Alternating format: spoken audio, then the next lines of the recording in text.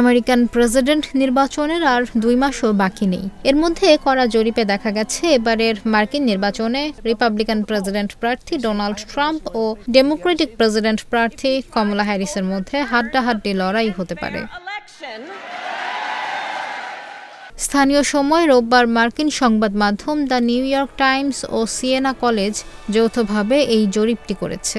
এতে দেখা যায় ট্রাম্পের পক্ষে 48% জনমত রয়েছে, অপরদিকে কমলার পক্ষে রয়েছে 47%। এ থেকে স্পষ্ট বোঝা যায় এবারের মার্কিন নির্বাচনে হাড্ডাহাড্ডি লড়াই হতে যাচ্ছে।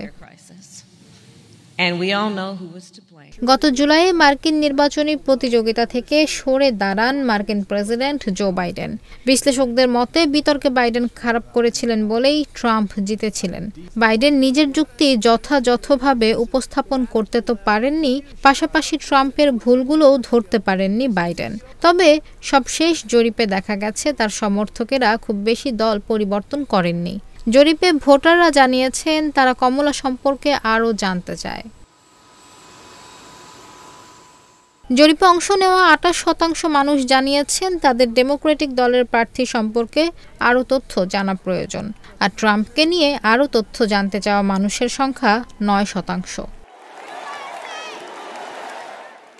জরিপে আরও বলা হয়, মঙ্গলবার ট্রাম্প ও কমলার মধ্যে হতে যাওয়া বিতর্ক খুবই গুরুত্বপূর্ণ। এই বিতর্কে নজর থাকবে কোটি মানুষের।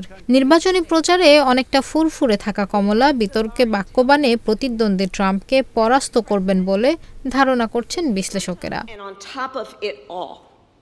ভাইস প্রেসিডেন্ট কমলা 10 সেপ্টেম্বরের বিতর্কে প্রতিদ্বন্দ্বী ট্রাম্পের দুর্বল দিকগুলোকে বেশ শক্ত করেই ধরবেন বলে ধারণা করা হচ্ছে বিতর্কে গর্ভপাতের অধিকার, গাজা ইস্যুর মতো বিষয়গুলো তুলে ধরবেন কমলা।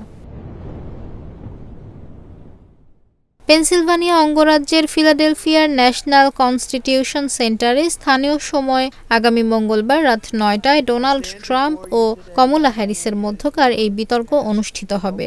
এবিসির আয়োজনে এটি টেলিভিশনে সরাসরি সম্প্রচার করা হবে। এবিসির কর্মকর্তা ডেভিড মুইর ও লিন্ডসে ডেভিস এই বিতর্কে সঞ্চালকের ভূমিকা পালন করবেন। দুটি বিজ্ঞাপন বিরতি সহ মোট 90 মিনিট চলবে বিতর্ক।